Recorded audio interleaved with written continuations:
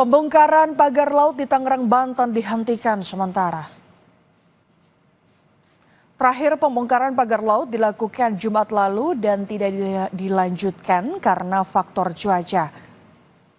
Pembongkaran pagar laut di perairan Tangerang baru mencapai 5 km dari panjang pagar laut 30,16 km. Meski baru sedikit dibongkar, nelayan merasa lebih leluasa untuk melaut.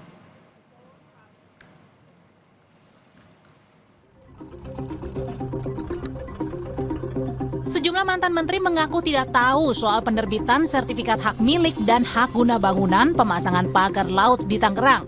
Menteri ATR Kepala BPN tahun 2024 yang kini menjabat Menko Infrastruktur dan Kewilayahan, Agus Harimurti Yudhoyono mengatakan tidak tahu soal penerbitan sertifikat pagar laut sebab dirinya masuk menjadi Menteri ATR tahun 2024 sementara sertifikat pagar terbit tahun 2023.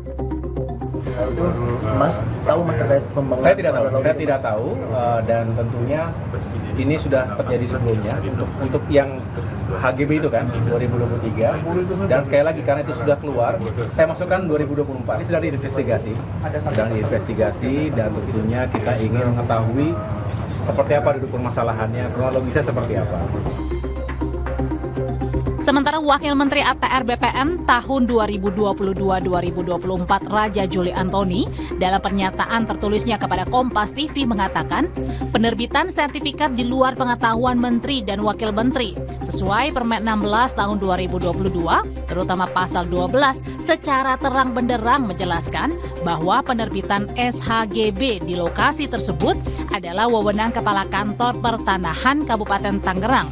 Oleh karena itu, saya hakul yakin penerbitan sertifikat tersebut di luar pengetahuan Menteri, Wamen, dan para pejabat kementerian.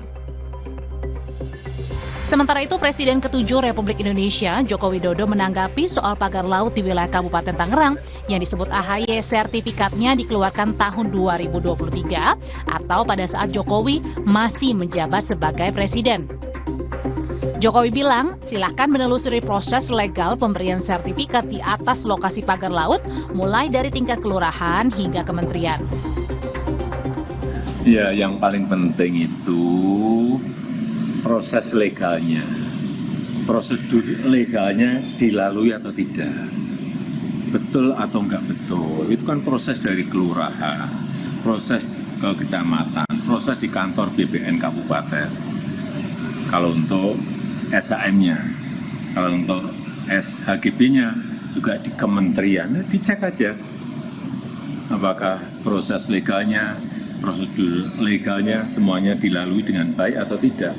Dan itu juga tidak hanya di Tangerang, di Bekasi, juga ada di Jawa Timur dan di tempat lain. Saya kira yang paling penting cek itu, investigasi itu, ya.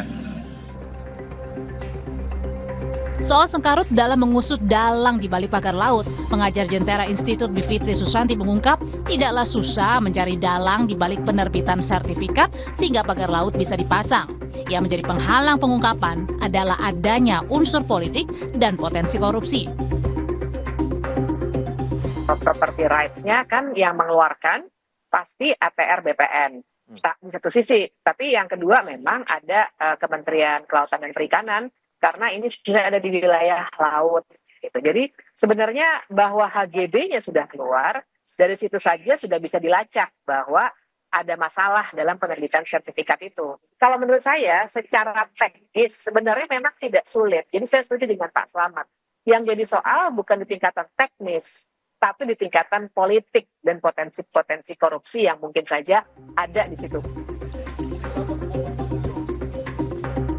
Menteri Agraria dan Tata Ruang Nusron Wahid saat meninjau langsung area lokasi pagar laut yang memiliki sertifikat hak guna bangunan dan sertifikat hak milik di Desa Kohot, Tangerang, Banten, kembali memastikan adanya pelanggaran dan telah mencabut setidaknya 50 sertifikat di kawasan pagar laut ilegal Tangerang.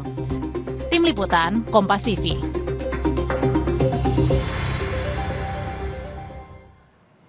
Di 100 hari usia pemerintahannya, Presiden Prabowo Subianto menyampaikan apresiasi dan bangga terhadap kinerja jajaran kabinetnya.